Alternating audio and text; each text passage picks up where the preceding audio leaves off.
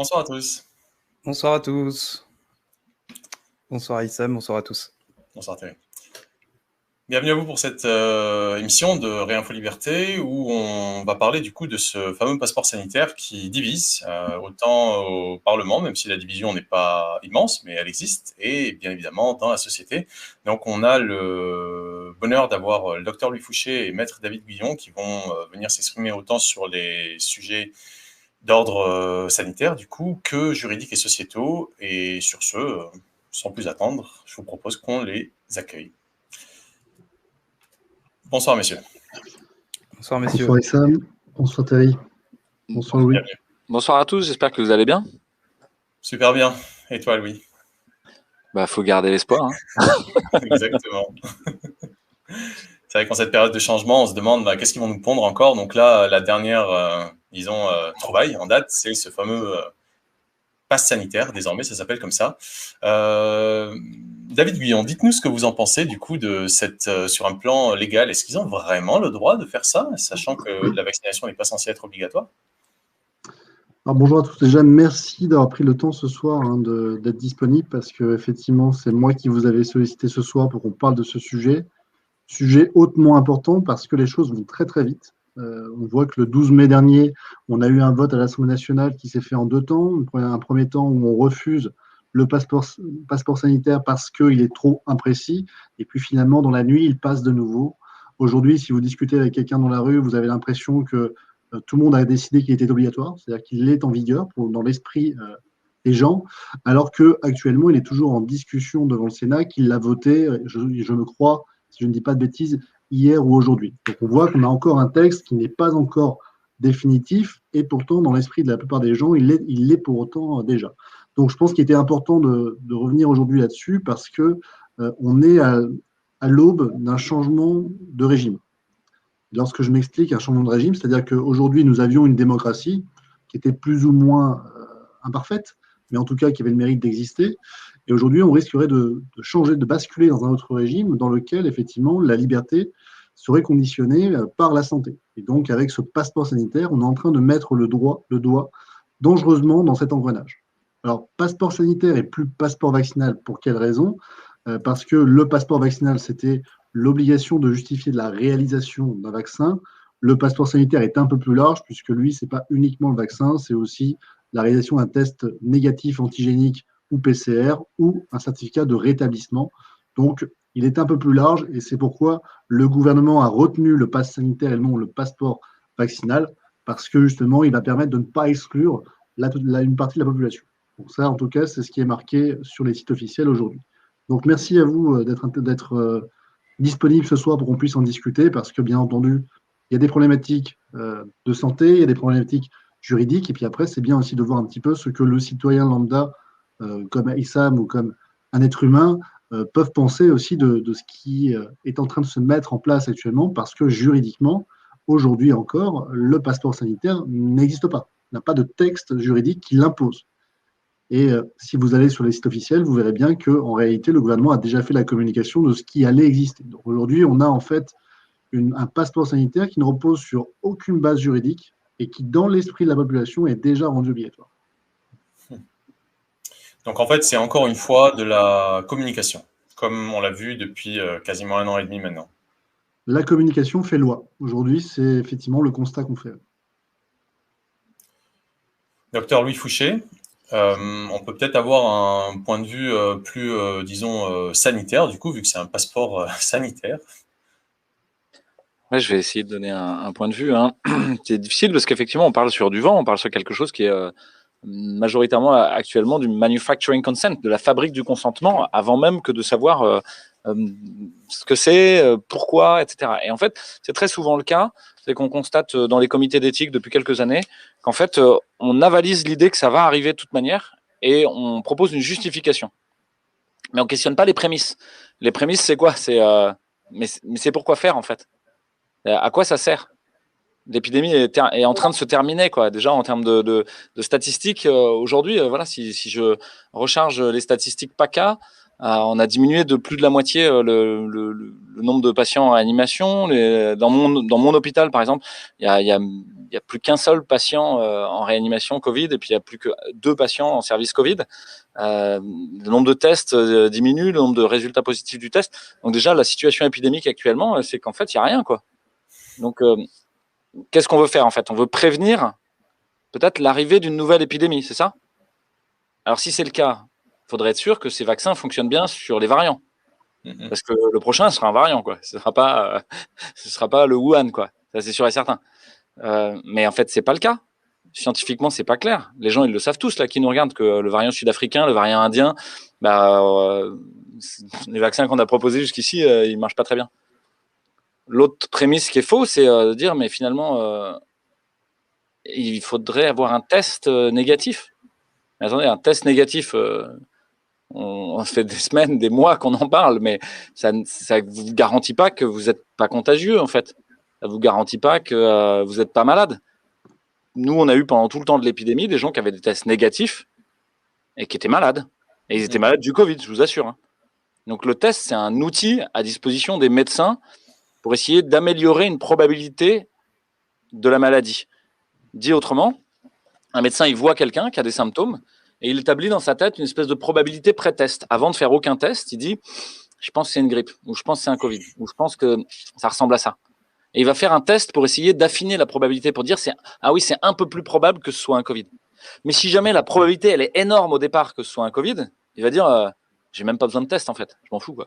Et même si le test il est négatif, ça changera pas mon idée, c'est un Covid. Et nous, on en a des patients comme ça. On a dit, mais le test, il a beau être négatif, c'est pas un Covid. Puis à l'inverse, on a des gens qui ont un test positif, en fait, ils ont une leucémie. Ils ont un choc septique sur une pneumonie bactérienne. On dit, ok, ils ont un test positif, mais qu'est-ce qu'on fait avec ça, quoi? On n'en fait rien parce que c'est un test dans le vide qui n'est pas lié à avoir posé une probabilité. Donc le test, c'est juste, pour ceux qui ont fait des probabilités déjà, des statistiques, c'est l'idée d'introduire une probabilité conditionnelle. P de A sachant B. P de A sachant test. P de Covid sachant test positif. Et qui devrait améliorer normalement la probabilité que ce soit ça par rapport à P de A. Ça va? Donc on a un premier prémisse qui est faux, c'est est-ce que les vaccins sont sûrement efficaces sur le variant qui va venir? En fait, on n'en sait rien. Donc, il n'y a pas de, au niveau scientifique, ça repose sur plutôt, comme ça, quoi, au doigt mouillé, quoi. Donc, on a des gens qui décident du destin d'une nation entière en faisant, ouais, ça vient de là le vent. Et c'est ça qu'ils font. Il n'y a pas de data scientifique là-dessus. La deuxième chose, c'est le test lui-même n'est pas un bon outil de dépistage en population générale, et sûrement pas un bon outil pour savoir qui est contagieux et qui ne l'est pas. La troisième, voilà déjà ça. Après, on peut parler de manière un peu plus loin de l'immunité naturelle, de ce qu'elle engendre, du fait que... Mais bon, tu l'as dit, David, il y a a priori une case pour ça, maintenant, dans le pass vaccinal, c'est-à-dire les gens qui se seraient remis. Le pass sanitaire, effectivement, c'est 3 possibilités. C'est soit un test négatif antigénique ou PCR, soit la réalisation d'un vaccin, soit un certificat de rétablissement. Voilà, c'est les 3 possibilités. C'est pour ça qu'on n'a pas retenu le passeport vaccinal, parce que le passeport vaccinal, c'était uniquement la question du vaccin. Le gouvernement souhaitant quand même intégrer toute la population dans son entier, ils ont décidé de retenir donc 3 options. C'est pour ça que c'est un petit peu différent. Et c'est pour ça que je pense que c'était intéressant aujourd'hui qu'on vienne un peu sur questionner la légalité de ce passeport, parce que, en fait, c'est un changement complet et radical de la démocratie telle qu'on la connaissait aujourd'hui. Ça, je pense que les gens n'ont pas compris ce qui est en train de se passer. Comme tu l'as dit, Louis, lors d'une autre émission, c'est une sorte de paresse intellectuelle parce qu'aujourd'hui, en fait, on a tous les éléments à notre disposition pour comprendre un petit peu ce qui est en train de se passer.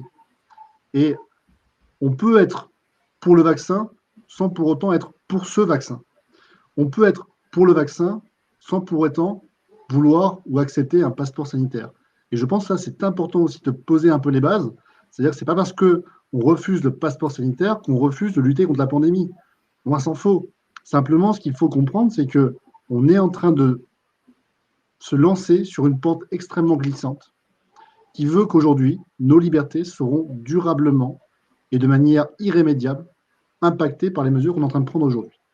Reprenons un petit peu ce qui s'est passé ces derniers mois. Au début, on vous a dit le confinement, il n'y en aura qu'un parce qu'on n'a jamais fait, parce que c'est surprenant, parce que c'est l'urgence, et donc on vous l'impose. Et on a remarqué qu'effectivement, il y avait quand même une grosse partie de la population qui avait consenti et accepté ce confinement sans pour autant le contester radicalement. Ça, c'est la première étape. on s'est aperçu que par la suite, en fait, le confinement, alors qu'on nous avait imposé les masques, qui étaient censés éviter justement le confinement, est devenu un outil de gestion de la crise. Donc, c'est-à-dire qu'on nous a confinés une deuxième fois, puis une troisième fois. Et en réalité, je pense que tout le monde a compris, on pourra nous confiner peut-être d'autres fois dans les prochains mois. Ça, on le voit, on a finalement banalisé un outil juridique qui aurait dû rester exceptionnel. Le port du masque, c'est encore plus systématique. C'est-à-dire qu'au début, on a dit en extérieur, on va vous le poser, mais uniquement dans les grandes villes et que dans les centres-villes.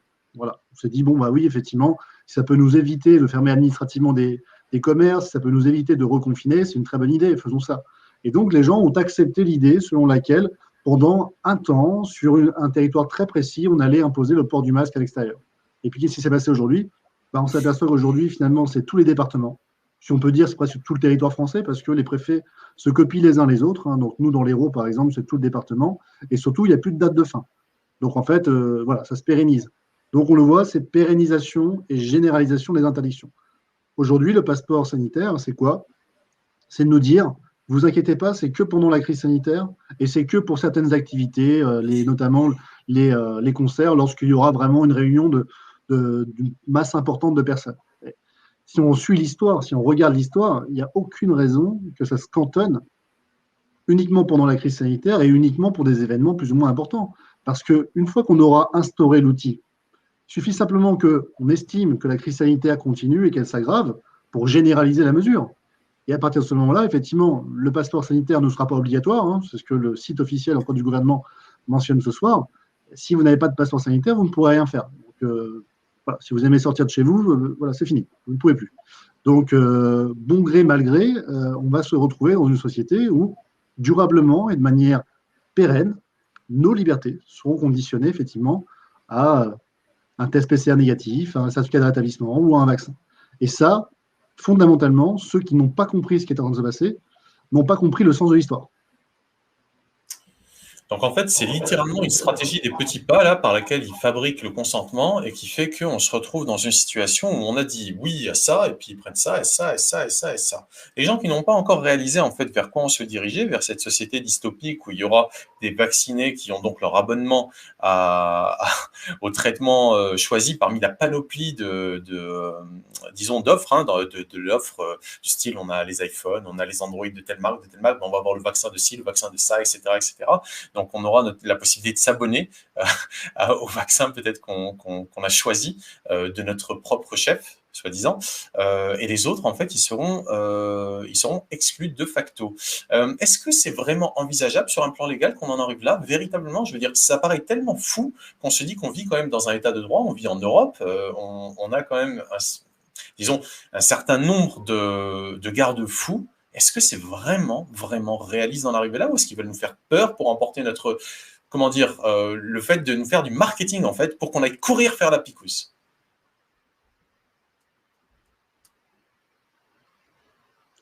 Alors, je dirais que la loi, effectivement, aujourd'hui, c'est le gouvernement qui l'a fait. Ça, c'est assez évident. Aujourd'hui, ce qu'il faut savoir un petit peu, et Sam, vous l'aviez déjà parlé un petit peu, c'est la hiérarchie des normes. Vous savez, cette pyramide qui veut que la norme inférieure est légale parce qu'elle est conforme à la norme qui lui est supérieure, qui est elle-même légale parce qu'elle est conforme à la norme qui lui est supérieure. Et au sommet, vous avez donc la Constitution française. Donc ça, c'est le principe.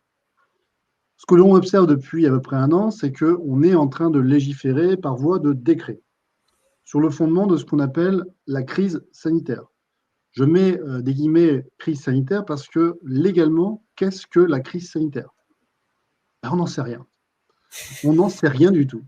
C'est justement ça. En fait, la crise sanitaire peut se définir comme étant ce que le pouvoir politique du moment a estimé comme étant une crise sanitaire.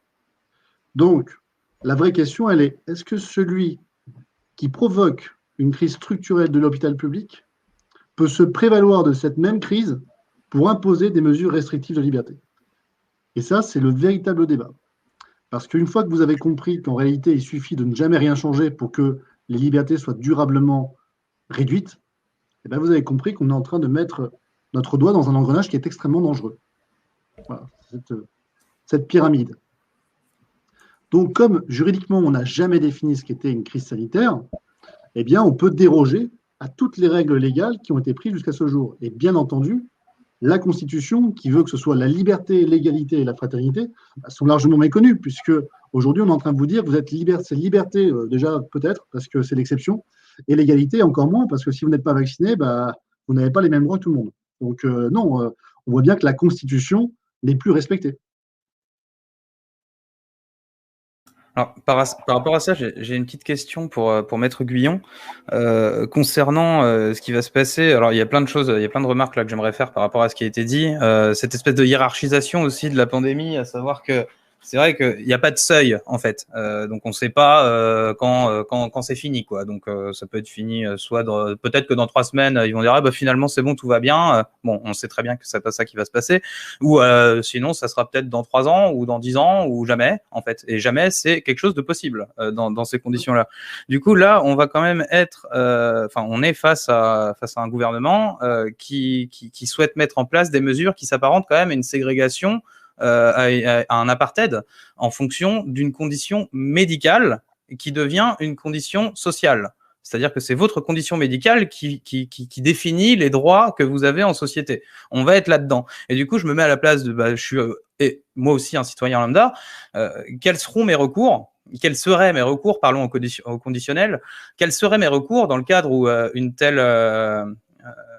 un tel pass sanitaire serait appliqué, on voit qu'on est en bonne voie pour ça. Quels seraient mes recours, moi, par exemple, si au travail, on me dit que je ne peux plus accéder à mon lieu de travail si je ne suis pas vacciné? Quels seraient mes recours quand, par exemple, j'ai un voyage à faire et que je ne peux plus le faire parce que je ne suis pas vacciné? Et non pas seulement le recours de faire un test antigénique ou un test PCR ou d'avoir un médecin qui m'explique que j'ai développé l'immunité suffisante pour être apte à voyager, mais hormis ça, au niveau du droit, et c'est bien qu'on ait Maître Guyon ce soir pour nous éclairer là-dessus, quels seraient éventuellement les recours que le citoyen lambda peut mettre en place pour défendre ses libertés individuelles et défendre son statut de citoyen comme un monsieur ou comme une dame qui s'est fait vacciner?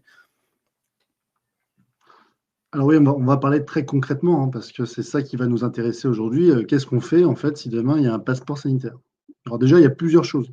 La première chose, c'est qu'il faudra attendre que le décret soit passé, puisque c'est sur la base de ce décret qu'on va pouvoir voir véritablement ce qui a été décidé. Parce que là, pour le moment, c'est juste des annonces gouvernementales. Donc, rappelons-le pour ceux qui nous écoutent, il n'existe pas actuellement, donc au 19 mai 2021, de passeport sanitaire. D'accord? Ok, ça n'existe pas. Donc, arrêtons de penser qu'il est déjà obligatoire. Ce n'est pas le cas. Une fois que le texte sera donc promulgué, publié au journal officiel, il sera donc applicable et à compter de cette publication, il y a un délai de 2 mois qui s'ouvre à tout citoyen français pour pouvoir attaquer ce décret devant le Conseil d'État. Je vous le dis tout de suite, il n'y aura pas de surprise, hein, le Conseil d'État va le valider. Hein, c'est-à-dire que le Conseil d'État a déjà donné son avis sur le projet de loi qui, bien entendu, a validé le concept de passeport vaccinal et donc là, de passeport sanitaire. Donc, ce n'est pas du Conseil d'État que viendra la solution. Mais, et comme je l'ai déjà dit pour d'autres recours, on est obligé de passer par là. C'est-à-dire qu'on est obligé d'aller devant le Conseil d'État pour ensuite aller devant les juridictions internationales. Parce que ma conviction profonde est que de toute manière, la solution ne viendra pas de la France. La solution viendra d'une juridiction internationale et notamment de la Cour européenne des droits de l'homme. Pourquoi? Parce que si on reprend l'histoire de la Cour européenne des droits de l'homme, la Cour européenne des droits de l'homme a été créée suite aux événements donc, de la Seconde Guerre mondiale, de l'eugénisme et du nazisme. Parce que ce qui s'était passé était tellement grave qu'on s'est dit, le jour où tout part en couille, il faut qu'on ait quelque chose qui nous guide, une boussole qui soit au-dessus des intérêts des États. Parce que les États, forcément, vont édicter des normes qui vont aller dans leur intérêt. L'Holocauste était légal. La ségrégation était légale. Donc, ce n'est pas parce que c'est légal que c'est juste. Et donc, l'idée de cette Cour européenne des droits de l'homme, c'est de dire, à un moment donné, quand les États prendront des décisions qui seront illégales ou immorales, il y aura toujours une instance qui leur sera supérieure et qui pourra rappeler finalement le droit légitime, le droit naturel, le droit qui devrait toujours guider les hommes et à raison, surtout après la Seconde Guerre mondiale, éviter en fait tous les excès que la Seconde Guerre mondiale a pu donner. Donc c'était vraiment cette idée-là.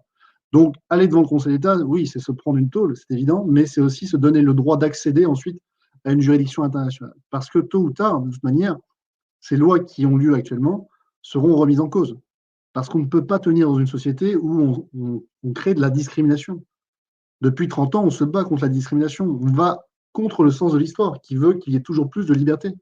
Et donc aujourd'hui, on voit qu'on a un rétropédalage qui est complet. Alors, il y a quelque chose qui m'inquiète un peu dans cette réponse, c'est justement cette Cour européenne des droits de l'homme qui serait vraiment le truc ultime, qui nous permettrait de faire valoir nos droits, etc. Et j'ai un article sous les yeux là du Monde du 8 avril 2021 qui nous dit « Pour la Cour européenne des droits de l'homme, la vaccination obligatoire contre des maladies graves est légitime ». Donc du coup, maladie grave, on voit très bien que c'est subjectif. Hein. Qu'est-ce qu'une maladie grave? Qu'est-ce qu'une maladie moins grave? Donc du coup, c'est la Cour européenne des droits de l'homme qui décide.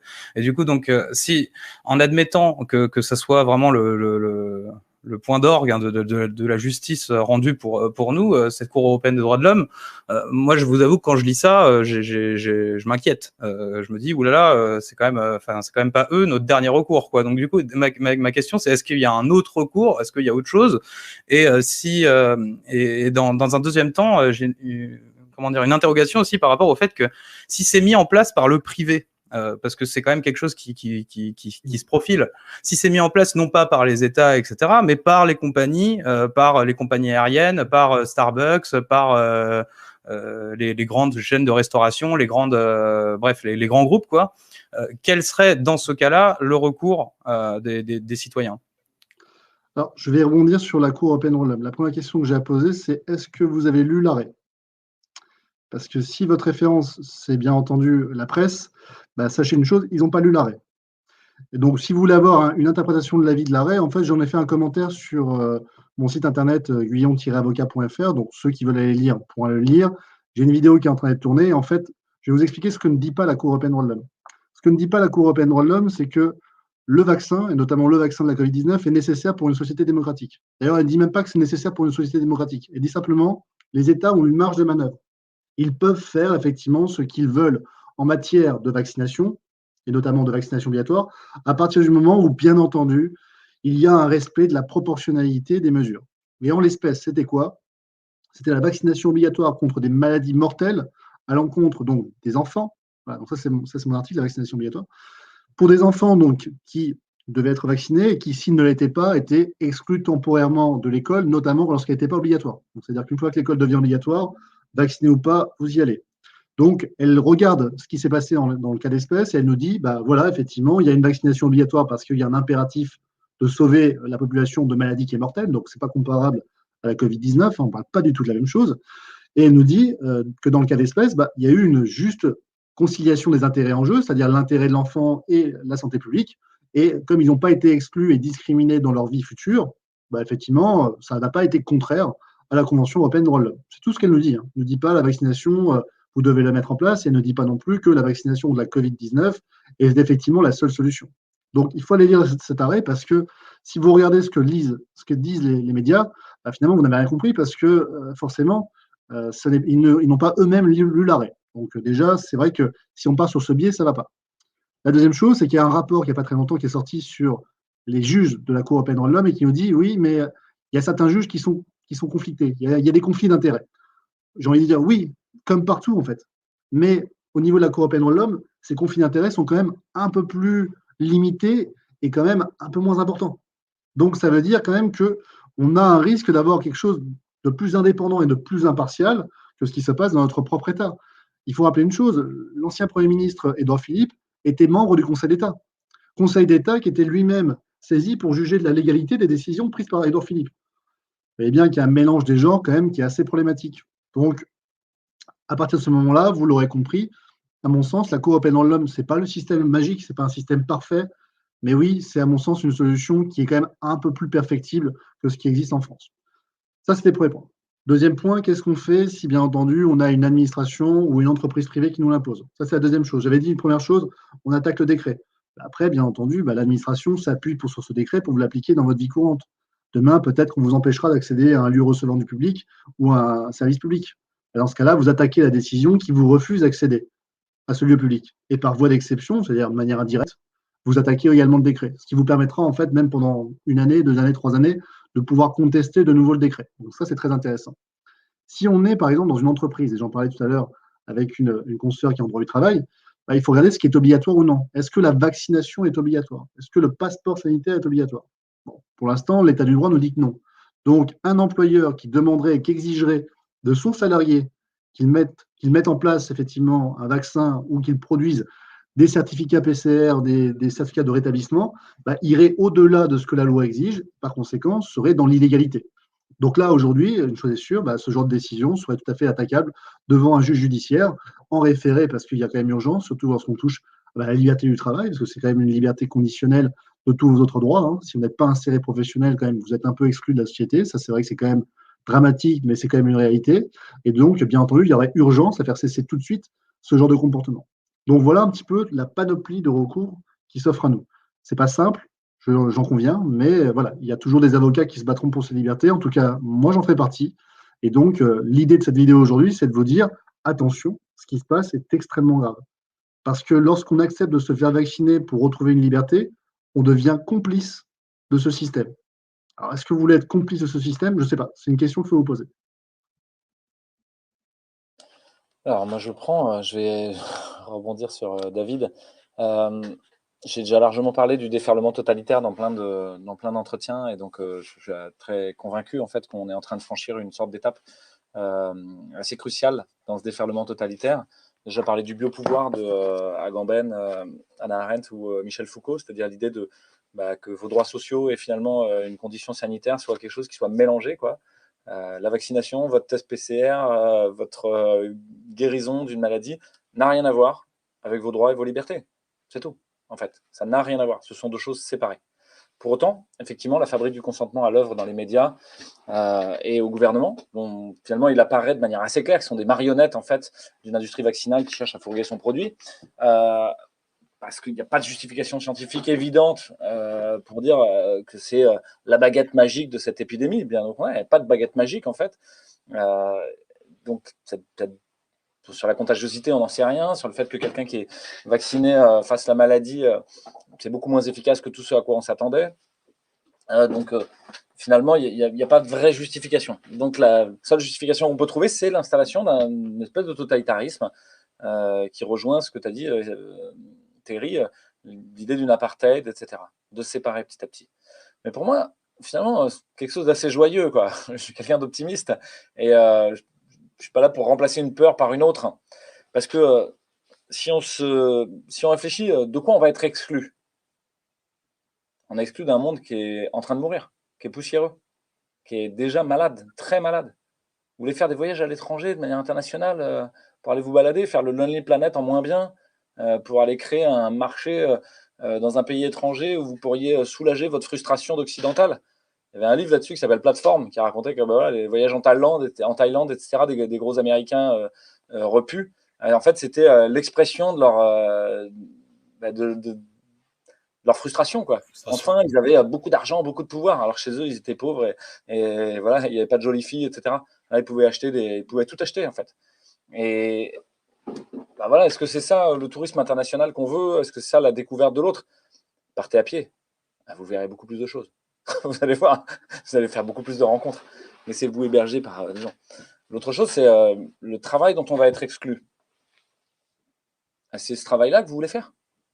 Vraiment? Vous voulez rester salarié d'une grande boîte, à optimiser des diagrammes de Gantt en fait toute votre vie pour vendre plus de téléphones portables, pour vendre plus d'abonnements, pour vendre plus de crédits à la consommation? C'est ça votre réalisation profonde en fait. Mais non, bien sûr que non, quoi. Donc tirez-vous de cette merde et allez énergétiser autre chose, quelque chose qui fait sens. Il n'y a personne qui va vous demander si vous avez un pass sanitaire, si vous allez faire un jardin en permaculture, une école alternative, etc. Vous inquiétez pas, hein. Tout le monde s'en fout, quoi. Vous serez au fin fond de la campagne et tout ça. Il n'y a que si vous voulez vivre à Babylone, en fait, qu'on va vous demander ça. Donc pour moi, finalement, bon, ça pose pas trop de problème. L'autre chose aussi, c'est que je connais bien la ressource de l'humain et que quand on le met dans une situation où il y a une impasse, finalement, l'imposture maximale arrive. Je peux vous assurer que déjà, en fait, dans l'hôpital, les gens me disent comment on fait pour faire un faux certificat? C'est ça qu'ils me disent. Ils n'en ont rien à foutre, en fait, de ce qu'on va leur imposer. De toute manière, ils ne le feront pas. Et ils ont bien raison, en fait. Ils diront non. Quoi qu'il arrive, ils diront non, en fait.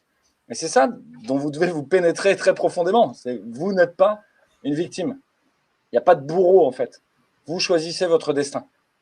Et donc, il y a plein d'armes à disposition. La seule chose que vous pouvez dire, c'est « mais moi, tout seul, je vais me faire écraser ». Ça, c'est fort possible. Mais c'est toujours le cas. Il n'y a que dans le monde du téléphone portable avec des super pouvoirs vendus par Samsung qu'on vous fait croire que tout seul, vous pourriez survivre. La réalité, c'est que tout seul, on ne survit pas. C'est un donné fondamental de l'humain. C'est un être politique, c'est un être social. C'est un animal qui a besoin des autres animaux comme lui. Il est grégaire. Parce que sans ça, il ne peut pas survivre. Il ne peut pas chasser, il ne peut pas se loger, il ne peut pas éduquer les enfants, il ne peut pas s'occuper des vieux. Donc en fait, on a besoin les uns des autres. Ah tiens, et bien là, on lâche tous nos écrans et on se met en lien. Et vous allez découvrir qu'en fait, si vous êtes 50 000 à envoyer une petite lettre ou un email tous les jours aux bons endroits dans l'administration française ne fonctionne plus. Ah tiens. Ouais, notre système n'est pas résilient. Le système tel qu'il est conçu aujourd'hui repose sur du numérique qui est vendu par des opérateurs extérieurs. Aujourd'hui, le Health Data Hub français, en fait, appartient à Microsoft et donc appartient au cloud américain et donc, quelque part, est lisible intégralement par les services secrets américains qui en font bien ce qu'ils en veulent. C'est normal, en fait, tout va bien. Que ensuite vos retraites soient possédées par BlackRock. C'est normal, tout va bien. Mais sortez de ce système, en fait. Sortez de ce système. Faites vos retraites à vous, en fait, dans un collectif humain qui prend soin des vieux, quoi. À une échelle humaine. Vous savez ce que vous faites. Vous mettez vos sous comme il faut. Vous investissez dans ce qu'il faut de manière intelligente. Et c'est vous qui gérez votre fonds de retraite pour vos vieux. Mettez des pailles dans l'engrenage. Mettez des grains de sable. Parce que ce système n'est pas résilient. Aujourd'hui, si on doit faire dans la moindre entreprise, y compris à l'hôpital ou ailleurs, si on doit faire quelque chose sans le système numérique, ce qu'on appelle la procédure dégradée. La procédure dégradée, je peux vous dire, ça ne tient pas bien. Elle est bien dégradée, quoi. Donc finalement, vous croyez ce système tout puissant, mais c'est vous qui êtes tout puissant à l'empêcher de nuire. Donc là, avant même que ce texte passe, faites ce qu'il faut. Trouvez l'endroit où il faut mettre le grain de sable. À quel endroit dans l'engrenage il faut le gripper. À quel endroit ça ne doit pas marcher. Et je peux vous assurer que si vous êtes 50 000, 100 000, 150 000, 200 000, parfois il y a des vidéos qui sont vues par 600 000 personnes. Si vous le faites, il n'y a plus rien qui bouge dans ce système. Et ça, Gandhi, il en a déjà parlé. Ça s'appelle le boycott. Ça s'appelle le boycott de l'autre côté. C'est dire où est-ce que vous allez acheter. Vous voulez continuer à aller dans des endroits où on vous force à mettre le masque, on vous fait donner un pass sanitaire, etc. Non. Il y a Animap. Animap, www.animap.fr. Là, c'est des gens qui disent mais le pass sanitaire, on n'en a rien à foutre en fait. On fera bien ce qu'on veut, quoi. Et si vous voulez venir chez nous, vous viendrez.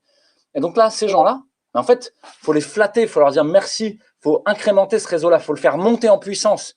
Si vous êtes 60 000, 100 000, 200 000 à nous écouter, participez à Animap, mettez votre entreprise dedans, prenez le risque, créez un marché des gens qui n'ont pas le pass sanitaire. Parce que s'il y a un marché des gens qui n'ont pas le pass sanitaire, le capitalisme néolibéral mondialisé est plastique. Souvent, on peut revoir finalement sa copie si jamais économiquement ça pourrait être rentable. Soyez rentable. Faites ce qu'il faut.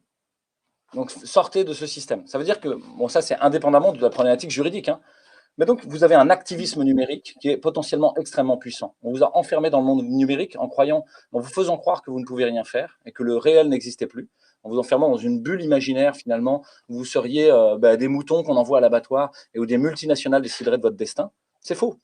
Le réel dehors, c'est que si vous ouvrez la porte, que vous éteignez tout ça, vous faites ce que vous voulez, quoi. Vous faites bien ce que vous voulez. Par contre, c'est pas confortable. C'est-à-dire que vous ne pouvez pas vouloir tout et son contraire. Vous ne pouvez pas vouloir un cours d'eau avec de l'eau bien propre et de l'air respirable et partir en vacances au bout du monde, quoi. Ça, c'est pas possible, en fait. On ne peut pas vouloir tout et son contraire. Donc, la liberté, en fait, ça a un prix. C'est que c'est pas sûr, quoi. Et que ça nécessite de se mettre en lien avec les autres pour pouvoir survivre. Donc, voilà, mon propos, il est de dire, faites bien ce que vous voulez, quoi. Voilà. Et moi, je me fais aucun souci, en fait. Je pense que, pour rassurer tout le monde, là, David et tout, quand même ça passe, c'est le bout du tunnel, en fait. Qu'est-ce qui s'est passé dans la Russie soviétique à la fin du système? Tout le monde trichait. C'était plus qu'une gigantesque imposture. Plus personne n'y croyait. Des investissements complets.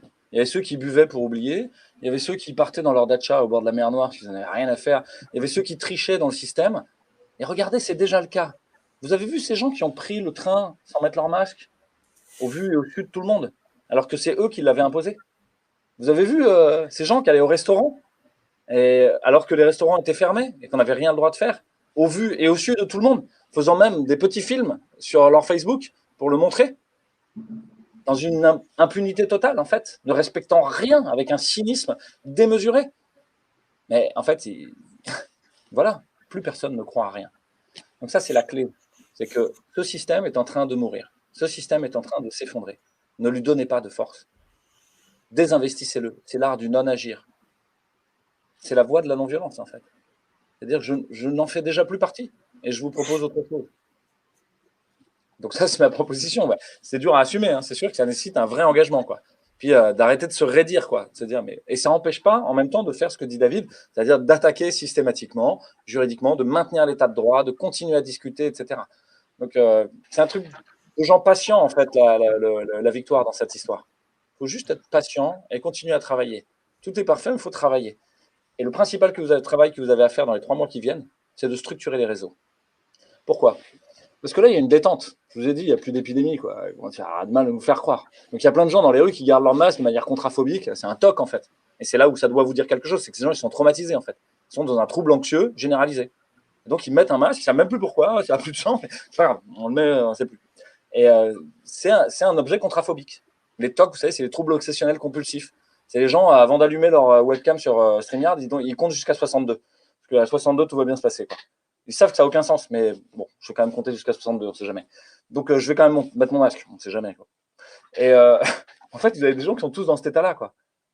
Et ces gens-là, ils sont inoffensifs, en fait. Ils sont malades, ils ne vont pas bien. Il faut les aider à guérir. Il faut être patient, quoi. Et donc, voilà. Et la réalité, c'est que vous êtes très, très nombreux. C'est-à-dire qu'en fait, quand on fait un vrai sondage, il y a 90% des gens qui ne veulent pas du pass sanitaire. Il y a 20% de gens hypnotisés qui lisent Libé et Le Monde, quoi, qui sont dogmatiques, qui sont des ayatollahs, etc., qui sont des censeurs, en gros, les chiens de garde, Serge Alimi avait dit, hein, pour les journalistes. Des gens qui aboient pour tenir le système. Mais la réalité, c'est que vous êtes 80%, quoi. Et donc, si vous vous mettez en lien, si vous coordonnez, si vous faites ce qu'il faut et que vous vous donnez des défis à tous vos petits groupes, vous allez changer le monde, en fait, c'est sûr et certain. Et c'est ce qu'on est en train de faire, en fait, à tous les cas. Merci, Louis. Ça me rappelle beaucoup ce que tu disais, c'est sur le Khmer Rouge, c'est les camps de Khmer Rouge où il fallait continuer d'avoir le dialogue. Je te rappelle cette histoire que tu racontais. Effectivement, moi, c'est un peu ce que je suis en train de dire. C'est-à-dire qu'il faut continuer d'avoir le dialogue. C'est-à-dire que, bien entendu, depuis 1 an, en fait, on fait des recours et des recours devant le Conseil d'État. En vain, parce que jusqu'à maintenant, on a gagné très peu de choses. Mais les quelques petites miettes qu'on a eues, bah, ça maintient le dialogue, ça maintient quand même l'état de droit, de se dire quand même la liberté, ça doit quand même être le principe. Et tant pis si aujourd'hui vous êtes en train de le remettre en cause, on va quand même vous le rappeler. C'est ça un petit peu ce que j'essaie de dire aujourd'hui, c'est que le passeport sanitaire est fondamentalement liberticide. C'est sa nature même d'être liberticide. Donc il n'y a pas de débat, est-ce que c'est liberticide, pas trop, un peu, non, c'est liberticide. Donc il n'y a plus de débat là-dessus. Mais l'objectif de tous ces recours, c'est de rappeler que l'état de droit, la démocratie, la liberté, c'est un objectif qu'il faut maintenir. Et maintenir coûte que coûte, y compris en plein cœur de la tempête. Parce que si on ne maintient plus ces principes, c'est toute notre démocratie, c'est tous nos droits et nos libertés qui vont être durablement, finalement, supprimés. Donc il est important, je pense, quand même, de maintenir ce cap et de maintenir ce dialogue. Après, je te rejoins complètement là-dessus, Louis. Fondamentalement, je suis aussi un optimiste et je reste persuadé que tout ce que l'on fait aujourd'hui va rentrer dans l'histoire. Dans le sens où, à un moment donné dans l'histoire, on a eu des événements tragiques. Je pense beaucoup à la Seconde Guerre mondiale. On peut faire une comparaison, toute proportion gardée. Mais il y a un moment donné où il y a des gens qui ont dit bah non, moi je n'accepte pas et je vais, bien entendu, à ma manière, faire société et m'opposer, bien entendu, à ce système qu'on veut m'imposer. L'histoire les jugera comme étant des résistants. Et puis il y a les autres, ceux qui ont collaboré activement ou passivement et qui, bien entendu, ont été appelés par l'histoire, encore une fois, les collabos. Alors c'est malheureux, on a peut-être des proches qui ont été des collabos. La question est aujourd'hui, de quel côté dans l'histoire on a envie d'être? Est-ce qu'on a envie d'être dans ceux qui ont dit la liberté, ça doit quand même être le principe, y compris lorsqu'il y a une crise sanitaire, y compris lorsque les choses sont graves, et tant pis, je me battrai pour mes convictions, même si je suis contre une majorité. Ou est-ce que je veux valider ce système? Et valider ce système, aujourd'hui, ce n'est pas forcément de remplir des trains et de les envoyer à Auschwitz. C'est accepter l'idée que pour jouir d'une liberté ou pour être un consommateur, parce que c'est ça finalement cette société de consommation, eh bien on accepte de restreindre toutes nos libertés. c'était cette anecdote, j'avais envie de vous parler tout à l'heure. Peut-être que la personne avec qui j'en ai parlé me regardera ce soir. Bon, je la salue. En tout cas, j'ai discuté il y a 2 semaines de ça avec une personne qui m'a dit je vais me faire vacciner la semaine prochaine parce que je voudrais être assesseur dans un bureau de vote. Vous n'êtes pas sans savoir que les élections départementales et régionales auront lieu très prochainement. Je sais qu'Exam milite beaucoup pour ça actuellement, donc fais un petit coucou là-dessus. Et donc, je lui dis à ce moment-là, tu ne trouves pas que c'est quand même bizarre cette réflexion que tu es en train de me dire que pour pouvoir être assesseur dans un bureau de vote, tu es prêt à subir finalement un acte médical. Parce qu'un vaccin, c'est quand même un acte médical. C'est pas anodin. On est quand même en train d'introduire un organisme dans notre corps. Donc, bon, je me dis quand même, c'est assez pernicieux. Et quand je lui en parle, il n'a pas l'air de bégayer. C'est normal. C'est logique. Oui, pour être assesseur, je dois être vacciné. Et je lui dis, écoute, à la rigueur, moi, le vaccin, c'est pas un problème. J'ai pas un problème avec le vaccin. Ça, c'est vraiment important. J'ai pas de problème avec le vaccin en général. Le vaccin qu'on est en train de vouloir nous mettre, celui-là, j'ai envie de dire, on ne sait pas trop, je ne sais pas ce qui se passe. J'ai plutôt envie d'attendre de voir un petit peu ce que ça va donner. Je ne suis pas forcément contre, je ne suis pas forcément pour. J'attends de voir un petit peu ce que la science nous dira, mais en tout cas, je suis un peu sceptique. Je vais vous avouer, je ne suis pas convaincu. Et donc, je discute avec lui et je lui dis, voilà, si tu dois demain subir un acte médical, voilà les choses que tu dois savoir. La première chose, c'est que ce vaccin, on n'a pas de recul. Voilà. C'est un élément qui est objectif, cartésien, on n'a pas de recul. Le vaccin de la Covid n'existait pas il y a encore un an, il existe aujourd'hui. Donc, on a un an de recul. Voilà. Ça, c'est la première chose. La deuxième chose, c'est que comme on ne sait pas exactement ce qu'on est en train de faire actuellement, il y a des États qui autorisent certains vaccins, qui en suspendent parfois, et puis parfois qui les interdisent. Je parle d'AstraZeneca, je parle de Johnson & Johnson. Et donc, automatiquement, voilà, c'est un élément objectif, cartésien. Ce sont des décisions qu'on a tous revues dans la presse. Voilà. Ça veut juste dire qu'il y a une incertitude. Et la troisième chose, c'est que concrètement, le vaccin ne va pas vous rendre vos libertés. Et c'est tellement vrai qu'en réalité, le Conseil d'État l'a dit dans une ordonnance du 1er avril 2021. On a une personne vaccinée qui saisit le Conseil d'État et qui lui dit moi, je suis vacciné, je ne veux pas être confiné. Hein, ça ne me concerne pas. Le Conseil d'État dit non, il dit on ne sait pas. En fait, on ne sait pas si vous n'allez pas faire une forme grave, on ne sait pas si vous n'allez pas le transmettre. On n'a pas assez de recul sur les effets positifs attendus du vaccin. Donc, pour l'instant, on attend. Et on ne vous suspend pas, on ne vous permet pas d'échapper à ces restrictions de liberté. Plutôt une décision sage, hein, j'ai envie de dire. C'est oui, on ne sait pas, donc on attend de voir un peu ce que ça va donner. Donc, ça démontre juridiquement que se faire vacciner, ce n'est pas un retour automatique aux libertés. Parce que, comme l'a très bien dit Louis, en fait, le vaccin et les libertés, c'est deux choses complètement différentes. Ça n'a rien à voir. Donc, vous pouvez tous demain être vaccinés, mais en fait, ça ne va pas vous rendre vos libertés. Et donc, maintenant, on revient à mon histoire. Il veut se faire vacciner parce qu'il veut être assesseur dans un bureau de vote. Donc, je lui ai dit, est-ce que tu sais que, donc, du coup, on n'a pas de recul. Donc, peut-être qu'il y aura des effets négatifs, peut-être, on ne sait pas. Voilà, en tout cas, on sait. Deuxième chose, tu sais qu'effectivement, il y a des vaccins qui sont autorisés, d'autres interdits, d'autres suspendus. Oui, ok. Et troisième chose, tu sais que ça ne va pas forcément prendre tes libertés. Bon, si effectivement tu as connaissance de ces trois choses-là, et que tu te dis que malgré ces difficultés, tu as quand même envie de te faire vacciner, dans ce cas-là, c'est ce qu'on appelle un consentement qui est libre et éclairé. Et donc, dans ce cas-là, il n'y a pas de difficulté. J'en dis oui, ok. Mais le problème, c'est que on a discuté une demi-heure. Quand il est parti, il m'a dit je ne sais plus si je veux me faire vacciner. Ça veut dire quoi? Ça veut dire qu'il est parti avec la certitude que le vaccin allait lui donner ses libertés, et il est reparti avec des doutes. Et en fait, c'est ça l'objectif de cette vidéo ce soir, c'est de vous dire, en réalité, si vous aviez la certitude que tout allait bien dans le meilleur des mondes avec le pass sanitaire, j'espère juste qu'en regardant cette vidéo, vous allez avoir des doutes. Parce que c'est pas sain, un système dans lequel les libertés sont conditionnées à un vaccin. Un système où, vous voyez, je suis sur le site officiel du gouvernement, je suis en train de le lire pendant que vous parlez, c'est conditionné, c'est mélangé, comme quoi, donc, le vaccin ou le pass sanitaire va nous rendre nos libertés. Mais ça n'a rien à voir. Et donc, je me dis, dans un site officiel, on est capable d'écrire de telles inepties. L'histoire nous jugera. L'histoire nous jugera sur qu'est-ce qu'on a fait à ce moment-là. Voilà. Moi, je suis comme Louis. Je pense qu'à un moment donné, il faut refuser ce système, refuser, faire société, créer du lien, revenir au réel. Et effectivement, revenir au réel, ça implique à un moment donné de ne pas accepter des choses comme ça. C'est-à-dire, à un moment donné, oui, il y aura une autre société qui va se créer. Bien sûr qu'il y aura des gens qui ne sont pas vaccinés, qui n'exigeront pas de passeport sanitaire, bien sûr. Arrêtons de croire qu'on va être obligé d'y passer. Le nombre de personnes qui acceptent aujourd'hui d'être vaccinées parce que de toute manière, il faudra le faire. Mais non, il faudra le faire seulement si tout le monde le fait, parce qu'à un moment donné, si tout le monde accepte ce système, oui, normal, il s'imposera.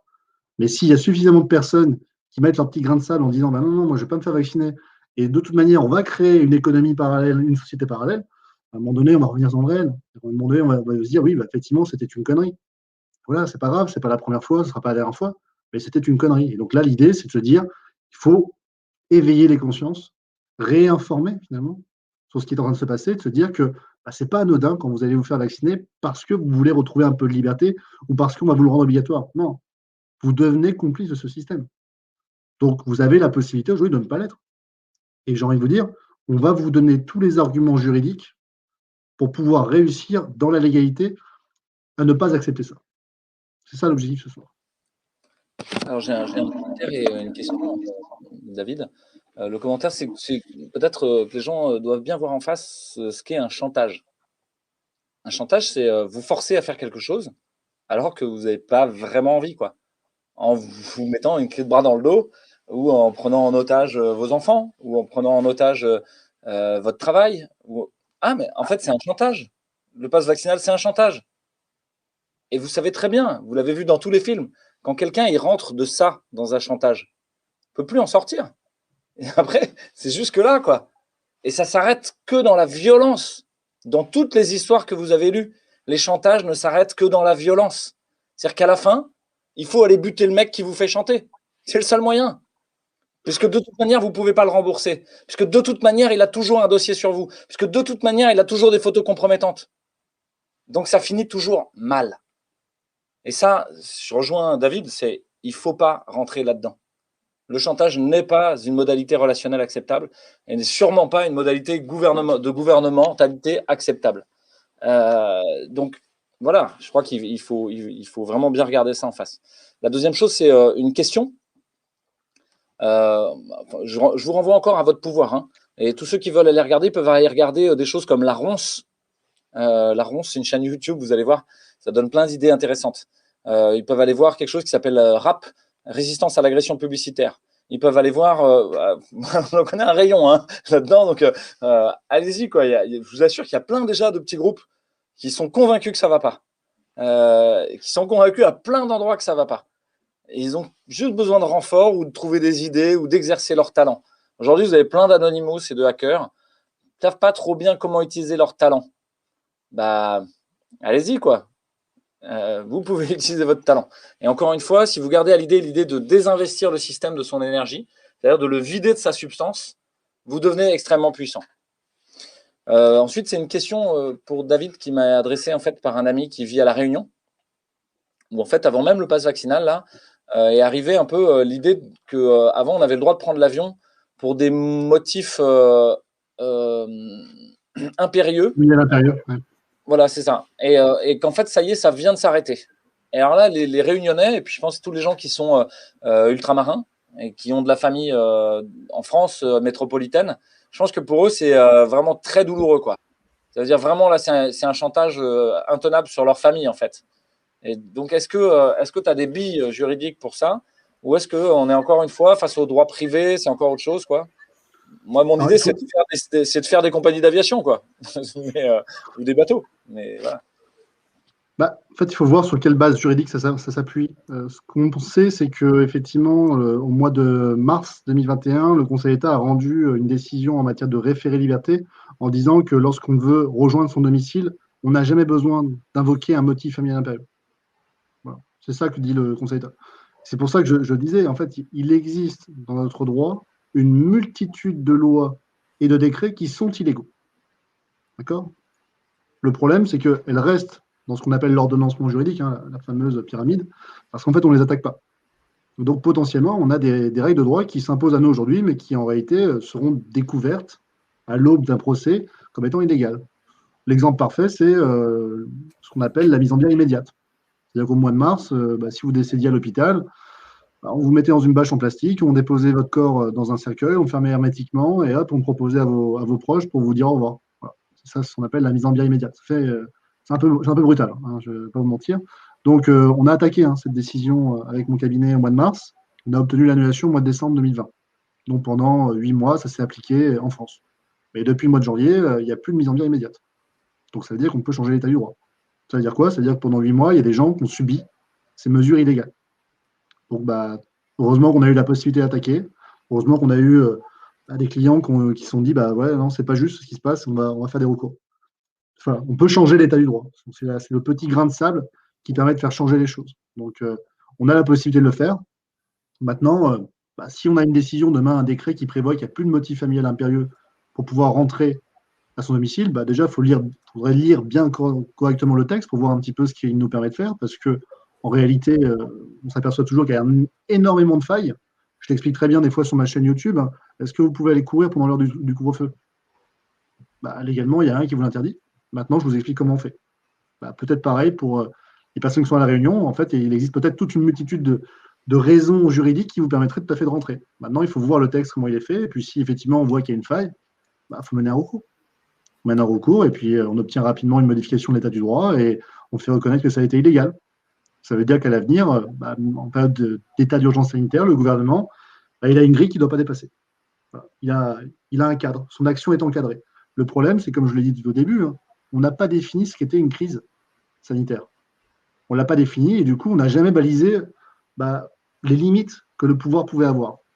À mesure que le temps passe, on s'aperçoit que finalement, le pouvoir ne peut pas faire tout et n'importe quoi. Vous savez par exemple que pour le confinement, vous avez tout à fait le droit de vous déplacer en vélo.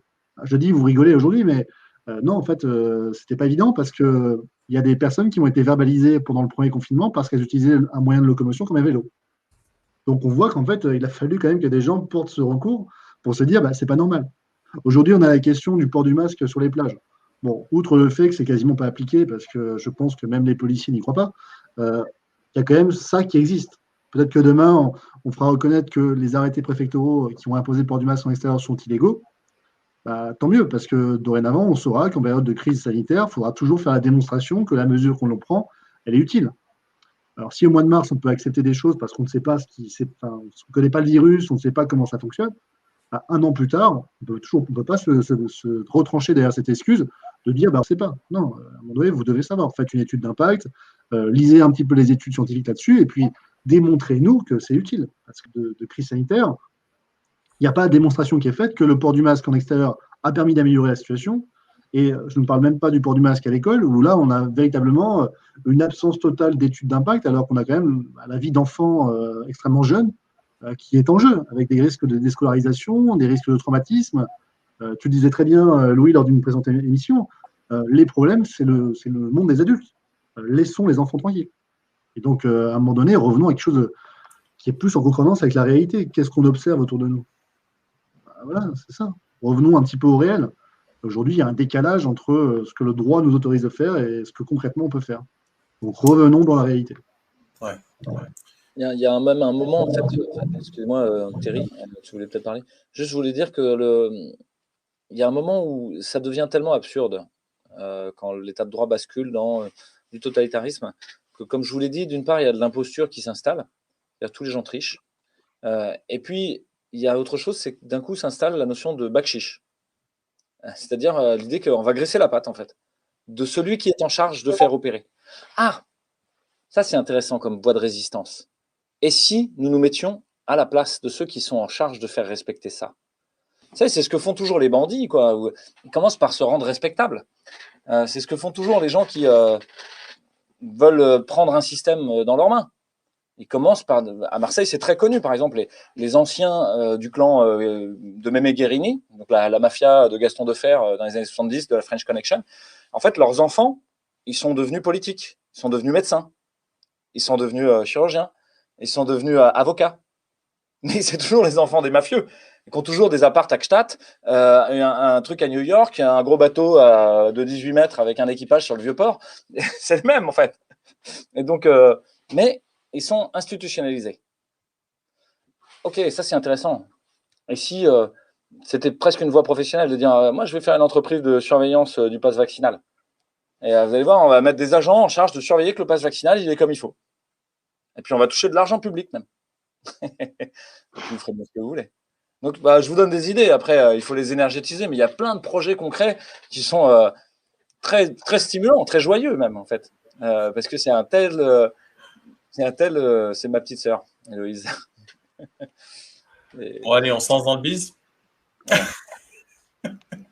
dans le business de la Voilà, psychologie. j'essaie toujours de me dire le problème et la solution, quoi. À la fin, on vous met des caméras partout. Et si vous faisiez une société de télésurveillance et que juste vous mettez rien au bout des caméras, mais vous dites aux gens, ouais, aux gens qui vous payent, ouais, on surveille, on surveille. Mais ça va, non, ça va. Puis, de temps en temps, vous fourguez un faux film quand il y a une enquête et on voit rien. Et, voilà. Ouais. Pour revenir sur le chantage, avant que tu interviennes, Terry, il faut savoir que c'est un crime, hein. C'est condamnable au pénal, c'est 5 ans d'emprisonnement et 75 000 euros d'amende. En tout cas, en ce qui nous concerne, là, c'est plus de l'extorsion, mais c'est également pénalement passable de 7 ans d'emprisonnement et 100 000 euros d'amende. Donc l'extorsion est le fait d'obtenir par violence, menace de violence ou contrainte. Donc la contrainte, c'est ce qu'on vit là pour la plupart, soit une signature, un engagement ou une renonciation. Donc c'est ça qu'on a, hein, un engagement ou une renonciation, renoncer à sa santé ou s'engager à la pourrir, soit la révélation d'un secret, soit la remise de fonds, de valeur ou d'un bien quelconque, le bien étant notre santé, donc, et la valeur étant notre vie. Donc l'extorsion est punie de 7 ans d'emprisonnement et 100 000 euros d'amende. Donc disons qu'il y a des recours légaux pour qui veut résister aujourd'hui, il suffit vraiment de se mettre dans un état d'esprit où on dit non, tout simplement, parce qu'en fait, comment est-ce qu'il gagne? Il gagne en emportant notre consentement, qui soit tacite ou voulu, vraiment. Mais en tout cas, ils emportent notre adhésion, la plupart du temps tacite, à quelque chose que si on connaissait tous les termes en fait de ce qu'ils proposaient, de ce à quoi ça nous engageait, on refuserait, mais 10 000 fois. Oui, tu l'as raconté 2-3 fois, le tout petit truc qui veut le bonhomme là qui vient pour construire le pont, n'est-ce pas? Il veut juste un tout petit truc. Il peut peut-être nous le raconter, mais en tout cas, ce qui est certain, c'est que si on connaissait ce à quoi ça nous engageait, il y a de très fortes chances pour que n'importe qui dise non, je ne signe pas. Parce que je ne sais pas à quoi ça m'engage. Donc c'est pour ça que j'y vais en fait, par ignorance, par inconscience. Donc c'est le moment vraiment de devenir hyper responsable, de vraiment mettre la responsabilité tout en haut de nos valeurs, en disant si je ne suis pas responsable, je ne peux pas être libre. La responsabilité, c'est être habilité à répondre. C'est ça la responsabilité, se sentir habilité à répondre quoi qu'il arrive. Qu'on nous impose pas de problème, on va trouver des solutions. Qu'on nous impose pas de problème, on va trouver des solutions parce que nous, notre force, c'est notre nombre. Donc clairement, si on se met à résister de manière intelligente et je dirais, résiliente, à savoir que être solide, mais surtout sur la durée, résister, mais sur la durée, ne peuvent rien contre nous. C'est littéralement impossible. On a tellement de voies de recours, que ce soit le droit, que ce soit l'autonomie, que ce soit le lien social, peu importe, on va s'en sortir. Ils ne veulent pas nous laisser aller en Thaïlande, pas de problème, on va en Ariège. Il y a même des coins au fin fond de la France où on parle à peine français. Ce sera très dépaysant et exotique. Avec l'accent local, terroir, etc. Ça peut être vraiment rigolo. À l'Estac, déjà, parfois on comprend rien. Il y a des gens qui ont l'accent estakien très fort. Bon accent marseillais, des fois c'est rigolo, quoi. Ok, je pense que on peut peut-être conclure pour pas être trop long, parce que ça fait une heure de vidéo déjà. Je sais pas si chacun veut peut-être dire un mot en plus. Moi, je vais juste dire un dernier mot pour conclure pour ma part. En tout cas, est-ce que vous êtes bien au courant de ce qui s'est passé au Texas à partir du début du mois de mars concernant justement ce passeport vaccinal, concernant les masques? Donc en gros, je vous la fais courte, ils ont enlevé toutes les mesures restrictives. Le masque n'est plus obligatoire. Ils ont expliqué qu'il n'y aurait pas de passe sanitaire, etc. C'est gravé dans le marbre puisque c'est dans la loi.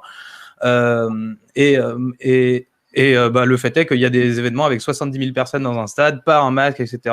Tout le monde leur prédisait un rebond de l'épidémie, une situation catastrophique. Pas du tout. Tout va bien.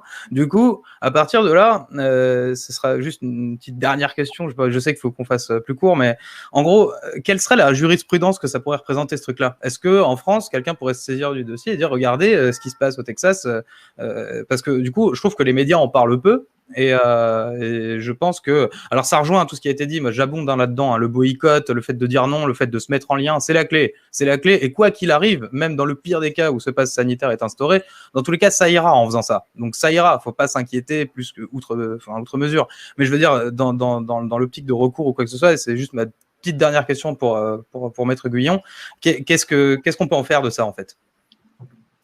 Alors, en fait, c'est le droit international public. Le droit international public, l'idée, c'est la suivante, c'est que les États sont tous souverains et indépendants. Donc, aucun ne peut imposer à l'autre sa volonté. Donc, c'est un droit qui est particulier, hein, parce qu'en droit privé, c'est l'État qui impose aux individus. Le rapport de force n'est pas le même. L'idée est la suivante, c'est que chaque fois qu'il y a une décision de justice dans un pays étranger, pour l'État, pour la France, c'est un fait juridique. C'est quelque chose qui ne s'impose pas à lui. Mais comme on est en matière de crise sanitaire, effectivement, la véritable question est de savoir si on est tous opposés à un virus qui est quand même, si on retire les variants, similaire et identique sur l'ensemble du monde. Pourquoi y a-t-il un traitement aussi différent d'un État à un autre? Ça, c'est une véritable question. Et la réponse est la suivante, c'est que face à un même virus, il y a eu des choix politiques. Il y a eu la Suède qui a dit, bah, nous, on ne confine pas, pas d'interdiction, responsabilité. Et puis il y a eu la France qui a dit, moi, pour soigner, je vous explique, ça va être interdiction, restriction, sanction. Bon, je ne sais pas si ça soigne, mais en tout cas, c'était le choix qui a été fait. Ce qui est intéressant, c'est de se dire, bah, non, ok, on a vu que ça ne marchait pas, on fait autre chose. Voilà. Donc, non, cette décision au Texas, elle ne pourra pas nous aider en France, elle ne pourra pas s'en prévaloir. Par contre, elle amène à une véritable réflexion et de se dire, est-ce que jusqu'à maintenant, on ne s'est pas forcément trompé sur ce qu'on a fait? Je pense que oui. Donc, il faudra maintenant faire en sorte que la vérité puisse éclore aux yeux de tout le monde. Merci beaucoup pour cette réponse. Et pour ma part, du coup, voilà, ça sera mon mot de la fin. Et voilà, gardons espoir, restons en lien et sachons dire non. On a le droit de dire non et ça va aller. Voilà, voilà pour moi. Merci à tous. Merci. Et Sam, tu veux y aller? J'y vais si tu veux. Après toi. Ouais. Personne n'a dit que ce serait facile. Personne n'a dit que ce serait facile. Et donc, il y a un moment, il faut que vous acceptiez ça. Ça ne va pas être facile, en fait. Par contre, c'est trépidant. Par contre, enfin, vous commencez à vivre. Enfin, on commence à avoir une existence qui a un peu de sale. Parce qu'avant, un peu mort. C'est un peu plus facile. Et donc, si vous le prenez comme un jeu, si vous le prenez comme quelque chose, on vous met au défi, quoi. On gratte votre intelligence, on vous gratte votre capacité à vous mettre en lien. Bah, c'est plutôt marrant, en fait. Et donc, quand je parle de créer des entreprises, etc., c'est sérieux, en fait. Ne le prenez pas comme une blague. Réinfo Covid a 9 mois. Et il y a 4500 personnes qui nous regardent.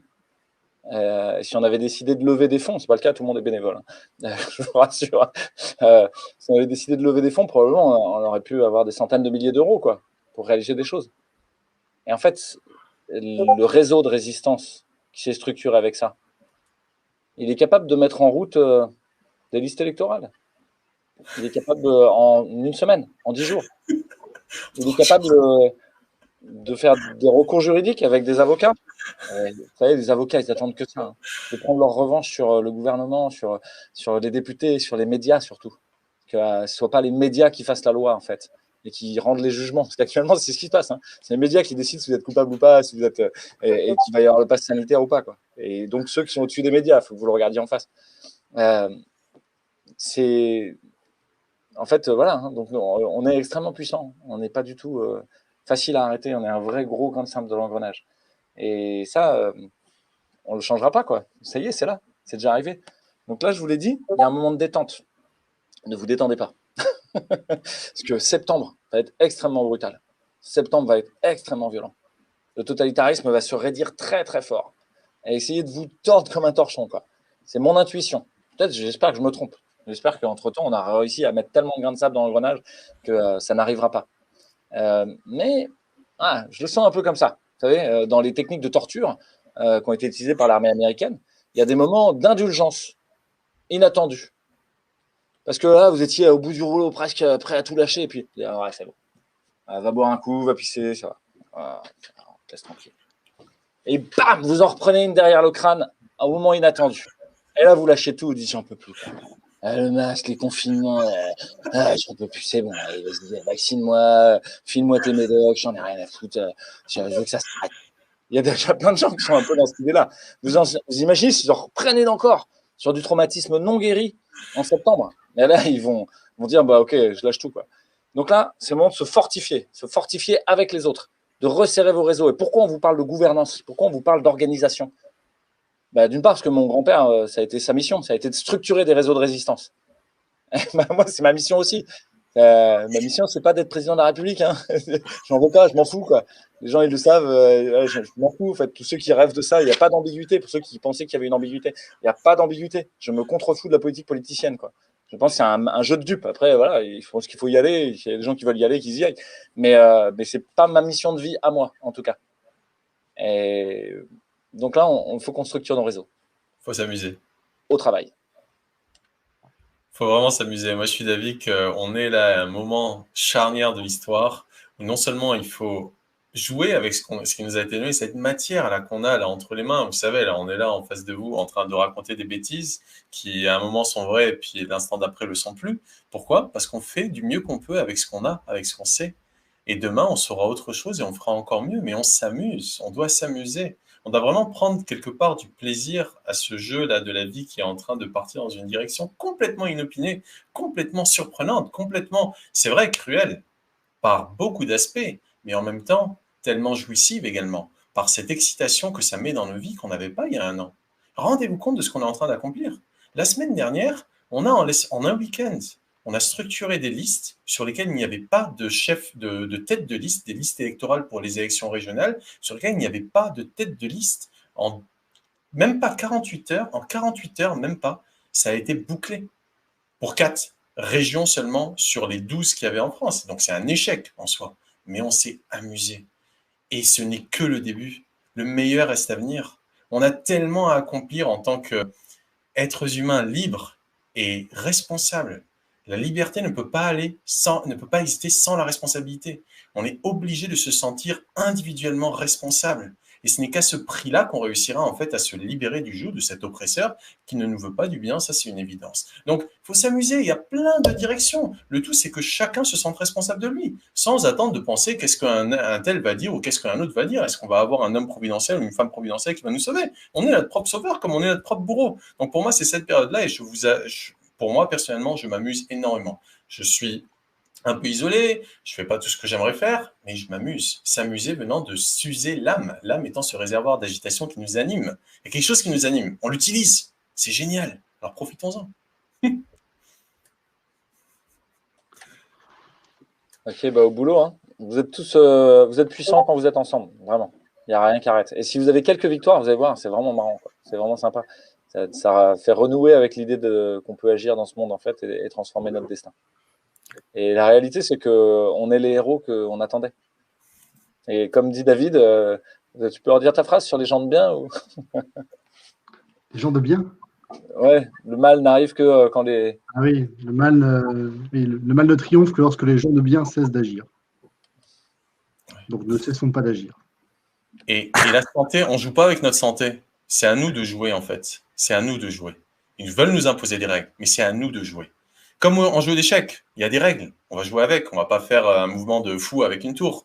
Mais si on est un fou, on fait un mouvement de fou. Et puis on va surprendre l'adversaire. On va lui montrer qu'on n'est pas dupe. On a compris. Il y a des règles. Ok, on joue avec les règles. Et je vous ai montré l'article sur l'extorsion. C'est un truc que vous pouvez sortir avec quelqu'un. Monsieur, vous voulez m'extorquer quoi là? 7 ans d'emprisonnement, 100 000 euros d'amende. Allez-y, jouez. Si vous ne connaissez pas mon droit, allez dessus. Tu te relances, Sam, tu te relances, mais c'est la fin. C'est vrai, c'est la fin. Allez, ciao. Merci à tous. Bonne soirée tout le monde. Merci à tous et courage à tous. Bonne soirée. Au revoir.